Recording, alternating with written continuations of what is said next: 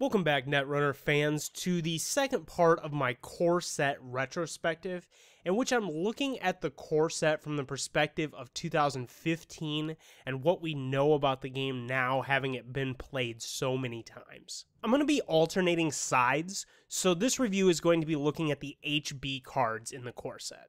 We're going to start things off with good old HB Engineering the Future. This is easily one of the most extensively played IDs on the corp side of the game. I think there's a pretty good reason for that. There really isn't a whole lot in terms of IDs that give you economic effects, and this is a really powerful one where you're pretty much guaranteed to make like 5 to 10 credits in a game just because you have to install ice and you have to install cards. So this thing, I think, even to this day, is virtually unparalleled in its ability to have a really strong economic effect. And I think especially early in Netrunner, where the economies on both sides were fairly fragile, this was a really essential part of the equation. I want to talk a little bit about a quote-unquote problem with ETF, which is that it's pretty much the only HB ID that's seen any amount of play. And I think that there's a fair number of people who would make the argument that the ETF ID is just a little too strong in terms of its economic impact on the game. I see it the other way around. If we look at the 4515 IDs that see a lot of play today, we see Blue Sun and Replicating Perfection, for example. Both of those are extremely powerful ID effects, and I think ETF is definitely on the same level in terms of power with those. I think HB ETF is just a standard for what 4515s should be capable of, and I think the reason that we haven't seen a lot of play out of the other IDs is mainly because the other IDs are bad. If we look at the IDs from Creation and Control, for example, I don't think any of these are on the same power level as ETF. Cerebral Imaging has a really powerful and interesting effect, but I think it could have easily had more influence or some kind of different deck size or something. Custom Biotics, I just don't think you get enough extra influence. It could have just been more influence, and I don't think that would have been a problem. And Next Design I've talked about extensively. It's pretty inexcusable that it doesn't have 15 influence. I don't really understand why it got nerfed in terms of influence when its effect is arguably worse than ETF or the other two. Next Design could have very easily been like 17 influence like we see with quite a few IDs nowadays, and I think that would have given you a little tug of war between ETF and Next Design. You get this early game upfront bonus from Next Design as well as a couple extra influence, or with the ETF you get kind of a long-term sort of drip economy. ETF is just a gold standard for 4515 IDs. I think that the idea of having economy effects like this built into the ID is a really good one, and is one that's proven really successful with other cards like Blue Sun. I really like this design. I think that this is definitely a standard for the power level for 4515s. Next up, we have the only agenda, and before I talk about it, I'd like to talk a little bit about the low number of agendas in the core set.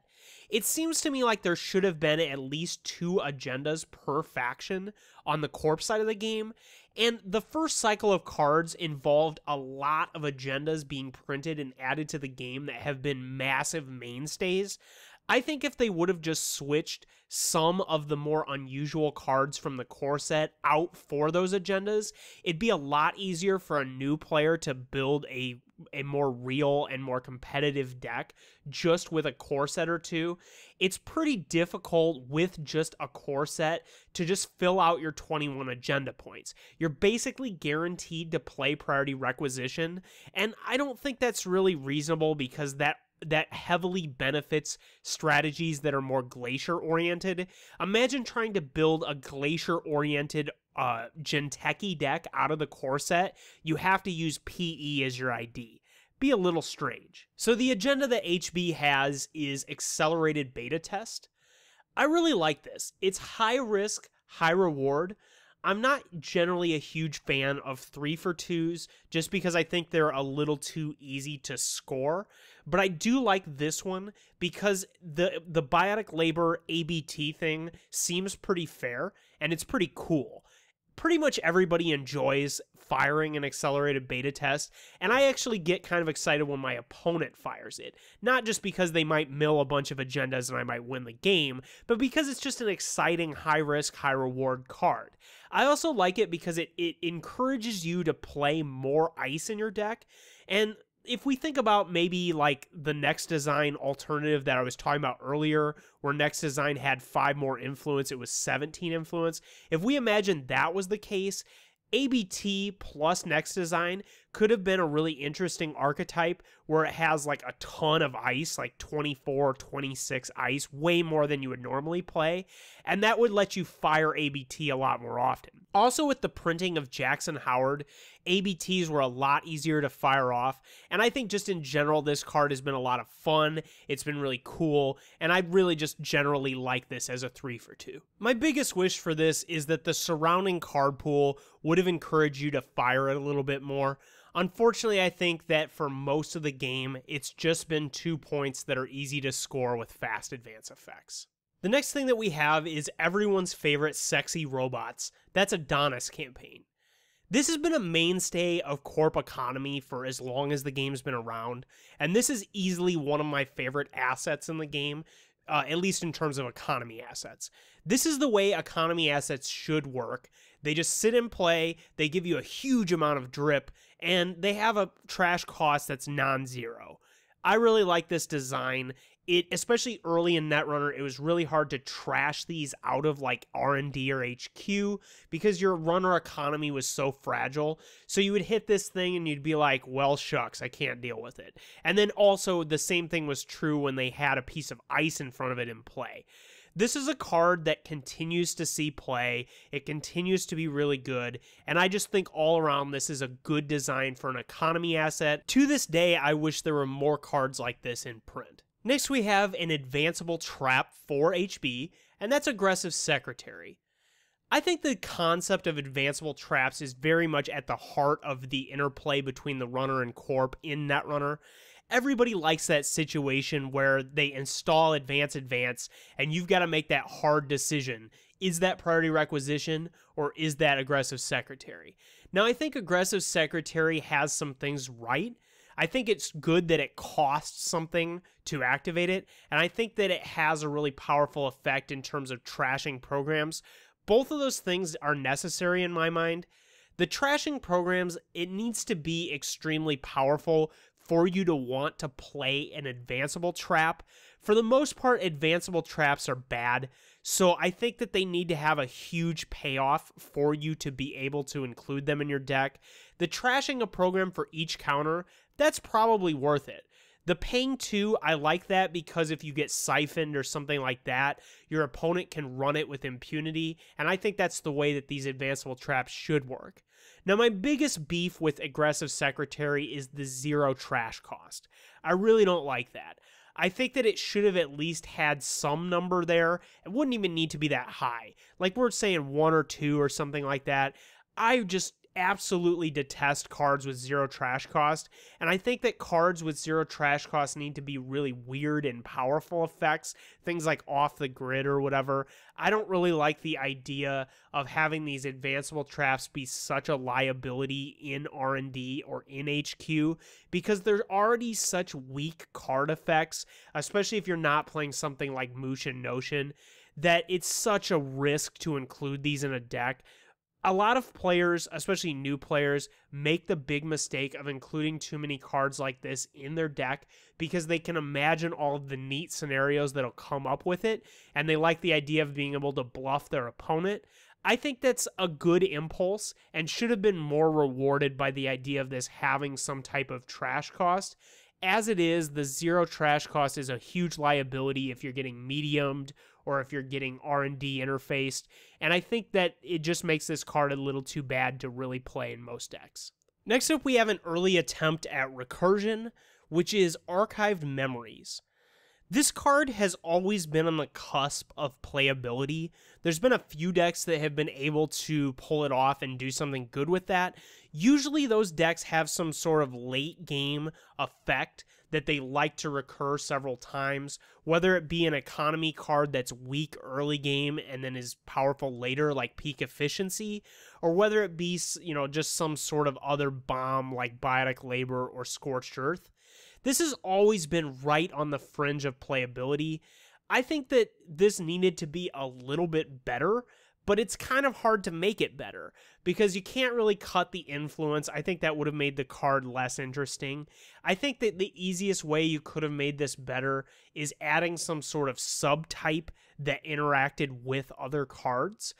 I think subtypes in general just haven't seen a lot of use. I've always been waiting for them to print something that affected with or interacted with subtypes, and I think a lot of them have just kind of been discarded. It would have been cool if this had some sort of interaction with subtypes, maybe an asset that whenever you played a certain type of card, you got money or drew a card or something like that. Could have made Archive Memories a little stronger. This is the type of effect that I think's largely been overshadowed by better recursion effects in the game. Obviously Jackson Howard, but also things like Interns and Reclamation Order I think have generally been more playable than this. So I would have liked to see this have a little bit more going for it, especially in light of those cards. This is a pretty good example of a card that was a direct reprint from the original game, and I think it was just heavily weakened by the idea that there were factions. I really would have liked to see a little bit more going for this card. Next up, we have everybody's favorite Fast Advance effect that looks suspiciously like Fox Mulder and Dana Scully. That's Biotic Labor. I really like this card. I think this is pretty much a perfect design.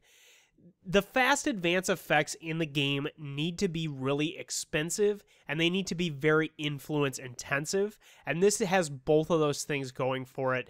It's also the type of card that's really difficult to use outside of that fast advance context. I'm sure we can sit here and come up with a bunch of cool things you can do with this. Oh, I can install Melange and then use it all in one turn, or something like that. Well, that's, fine and good, but you had to spend 4 to do that. Not really worth it. And then you also had to include this thing in your deck. Obviously, you're going to want to use this primarily to fast advance, and that's okay. I think that this has been a good effect. This has been the way to do fast advance. I just generally think this has been a positive thing for the game. I think all of the problems with fast advance stem from the particulars of the 3-for-2 agendas and not for the effects that enable fast advancing. This was definitely a tricky reprint from the original game because in Android Netrunner there's lots of 3-for-2s and there weren't any 3-for-2s in original Netrunner. I think that they really got it right by putting 4 influence on this card and giving HB access to 2 3-for-2s, both of which that have kind of weaker abilities. They're not Astroscript. Next up, we have a card that's really only seen play in some janky combos, and that's Shipment from Miramorph. All around, I think the biggest problem with this card, and the reason why it's generally been unplayable, is because you have to pay the install costs. If this ignored the install cost, pretty much the best play you could do with this is putting a bunch of ice all at the end of servers that already have ice installed. Realistically, how much is that really going to save you? I mean, the best case scenario, it's maybe like 5 credits per ice or something like that, 15 credits. That's already possible with some other cards. I've always wanted there to be some deck that could put a ton of ice all on one giant remote. Like I'm talking 6, 7, just a huge number of ice all in a remote. That occasionally can happen with certain HB decks, but a card like this, if it ignored the install cost, would definitely help make that sort of strategy a little better. As it is, you have to pay the install cost, and you have to pay 1 for this. I can't really see playing this outside of some really specific contexts, and I think all of the janky combo decks have been able to switch away from this and have been able to combo out in a more elegant way. This is just kind of a card that's going to sit in your box for the rest of time. I don't think this is a good enough thing to really see much play. It might also be worth noting that this is kind of a reprint from the original game, but it was pretty substantially nerfed. The card from the original game actually gave you clicks, and the big thing about that was that you could purge virus counters on credit in the original game. In other words, you could purge virus counters on one turn and then spend the clicks on a subsequent turn. You had to spend it on the next turn, but you were able to purge virus counters on one turn and then pay off the debt of clicks on the next turn. So with the original Netrunner card, this essentially allowed you to purge for free because you could pay this card and then spend the clicks that you just got from it to pay off your virus purging debt. I don't really think that Shipment from Mirror Morph should have retained that functionality, and I think I like the way that the purge works in the new game better, but I do think that Shipment from Mirror Morph should have just been a better card because one of its big uses in the original game was just totally removed in the new game. Next up, we have the first of the Bioroids. That's Heimdall 1.0. All around, I think this card has had some pretty positive impact on the game. It's seen very limited play, but the play it has seen has been very specific. I really like the idea of this being a really nice metagame option for metagames that are weak against barriers. For example, if Criminal is like the primary faction, usually Criminal has the worst ways overall to deal with barriers because they're usually just playing Corroder with maybe Data Sucker, and this having a lot of strength is going to mean that this is really expensive to get through. My biggest thing with this is that it probably could have just been better overall. I think it easily could have had 7 or 8 strength, and that wouldn't have been much of a problem, especially in a field that has Corroder, Data Sucker, and nowadays has Lady, and even things like David. This is generally worth the 8 when you res it, but I think that's largely because you're playing it in decks that have very robust and very powerful economies. I think you could have got a little bit more reward for that 8 cost. All around, I think this is a good precedent setter for what Bioroids are capable of, and I think that this is definitely a decent design. It's got the right ideas. I think it could have just been a little better. Next up, we have another Bioroid, and that's Ichi 1.0. Man, I like this piece of ice. This is a great design. Man, is it so devastating to run into this thing and have to like click through 2 trashes and then the last sub goes off, you get tagged, you lose your Katie Jones, something like that. This is a really nice gotcha piece of ice. I don't think very often is it getting to fire all 3 of its subroutines. That's extremely rare. But the fact that you have to respect this, the fact that this is really expensive to deal with most rigs, this is just a cool design.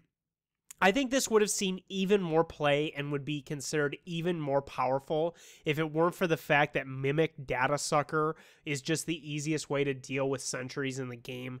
And I think that it's been kind of lame. I don't want to get back into the whole I hate Data Sucker thing, but I think this card has largely been not as good because of how robust breaker suites are and how strong and consistent and pretty much uniform breaker suites have been.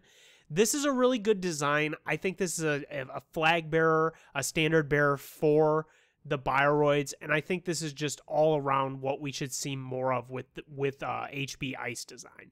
Next up, we have one of the saddest Bioroids in the game, and that's Victor 1.0. Man, I wish this card wasn't bad, but it is. The thing about this is it just gets completely devastated by Yogg. Just gets completely run over. And that might not have been such a big problem if it weren't for the fact that Data Sucker Yogg was so incredibly good. And again, I don't want to get back on the Data Sucker hate train, but this thing I think could have just all around been better. And I think it would have been better if it weren't for the fact that the icebreaker schemes on the runner side were overpowered to begin with. I think this is the type of thing that quote-unquote shines in Stronger Together. If Stronger Together was better and was more playable, I think this ice would be a lot stronger. It's really strong in that deck, and I think it is good in the right context, but that's mainly because it's a surprise because the ice is bad. People don't expect this because it's a bad piece of ice. Now, I think This could have easily had like another subroutine. It could have easily started with 4 strength, something like that. But honestly, I would have just preferred Yogg Data Sucker to not be quite as good, and I think that would have made this ice fit into the game a lot better. For example, if Yogg was 3 influence or something like that, this would be a lot more playable. It'd be a lot more considerable because things like Shaper and Criminal would run into it and would have to at least click through the brain damage or something. That would be pretty cool. I'd kind of like to see that effect. You know, it'd be really cool in like modern RP or something like that. But as it is with Yogg just being like the main way to deal with code gates, this thing's just sitting in the box. Next up, we have a card that really annoys new players, and that's Roto Turret. This card is cool. I think it's got a lot of good ideas going. I like the 1 influence, especially the idea that this can be in basically any deck. That's cool. I like that. I like that it also ends the run as well as trashes the program. That's very cool as well. The 4 res cost seems reasonable. The big problem with this card is just the prevalence of Parasite and the ability for Parasite to be fetched mid-run with SMC and Clone Chip. I talked about that a lot in the last video where I talked about the Anarch cards, and I think this is a prime example of a piece of ice that should have been a lot more powerful than it was, but because you were able to fetch a Parasite mid-run, this card just really doesn't see a lot of play anymore. It did see quite a bit of play in early ETF builds before we had access to the self-modifying code plus Parasite type thing. Again, I don't think the design of this is a problem. I think it's more what Parasite does to the ice metagame that makes this card really difficult to play. I think you pretty easily could have given this 1 strength though, just so that they at least had to have like Grimoire or a Data Sucker counter or something. Seems a little too easy to kill this thing. Next up, we have an upgrade that really didn't see play for a long time, and that's Corporate Troubleshooter. This card now in 2015 is starting to see some limited playability because we finally have corp economies that are actually robust enough to support this kind of thing. This is another card that really just wasn't good enough because A, we didn't have good enough corp economies to be able to use this, and B, it was too easy for the runner to match strength on ice. I think in general that's been my biggest complaint about the icebreaker setups that runners had from the beginning, which is that it was just too easy for them to match strength. Again, Data Sucker is part of that, but I think that this card is just a pretty good design. It's such a devastating effect. It's really hard for the runner to deal with this if you have some really nasty thing rezzed and they just run into that nasty thing, and you can now pump this beyond their ability to match strength. I really wish that would have been better. I really wish that would have been more part of early Netrunner, but because of the weak economies, this really has seen very limited playability. Next up, we have a card that I've had 6 copies of sitting in my box since I bought core sets, and I've honestly never seen this card played in a game, period. That's Experiential Data. This card, I think, has some right ideas. I like the idea of it not being unique and the fact that it only upgrades the server it's in. That both of those things are good. I really like that concept that it pumps a specific server and you can have more than 1 copy of it there. This is a perfect example of something that I think that was generally wrong about early Netrunner cards, which is that their trash costs were just too low. I think the designers thought it was going to be okay for there to be these low trash cost cards, and this card is just so unacceptable at 2 trash cost. It could have easily been 5. I think honestly it could have been like 6 to 8, and it wouldn't see play anyway. Also, the 2 res cost really ruins this thing. So hard to get that kind of value out of it. This should have been minimum 0 to res, 5 to trash, and I think it still wouldn't see play. That's going to do it for the HB portion of my core set retrospective.